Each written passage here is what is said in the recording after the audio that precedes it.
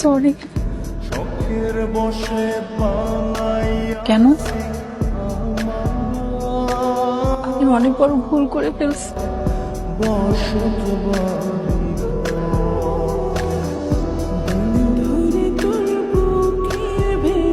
Lily, তুই আমাকে মাফ করে দে। আমি অনেক বড় অন্যায় করে ফেলছি রে তোর সাথে।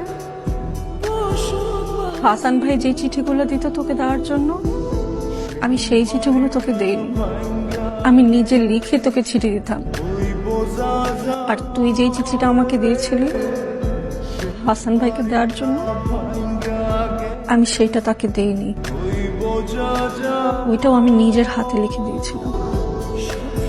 এই বুড়ি, আমি চলে যাচ্ছি, কিন্তু তোর দেওয়া অ্যালবামে ভরা আমাদের স্মৃতিগুলো নিয়ে যাচ্ছি।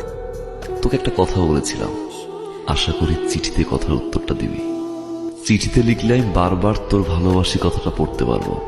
মনে হবে তুই আমার কাছেই আছিস, পাশেই আছিস।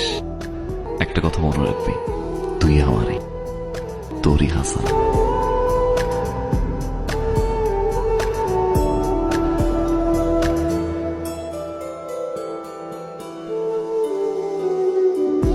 হাসু, আমি তোকে অনেক ভালোবাসি, অনেক অনেক অনেক ভালোবাসি। এই চিঠি আমাদের ভালোবাসার দলিল হয়ে থাকবে। ভালো করে পড়ালেখা করিস, অনেক বড় হ, মামির স্বপ্ন পূরণ কর। আমি তোর জন্য সারা জীবন অপেক্ষা করব।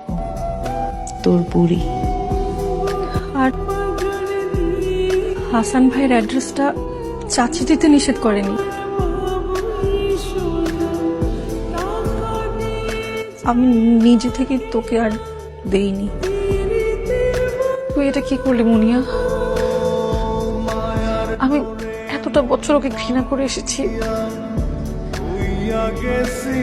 লিলি, ওদের রিলেশনশিপটাতে আমি অনেক জেলাস ফিল করতাম।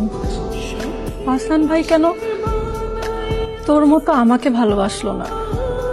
আমার মধ্যে এমন কি ছিল না যেটা তোর মধ্যে আছে? মনে তুই জানিস তো তুই কি করে ফেলেছিস? আপা, হাসান কোথায়? আমি ওকে ভীষণ কষ্ট দিয়ে ফেলেছি। আমার ওকে এখনই থামাতে হবে। হাসান কোথায়? বের হয়ে গেল, মাত্রই বের হয়ে গেল।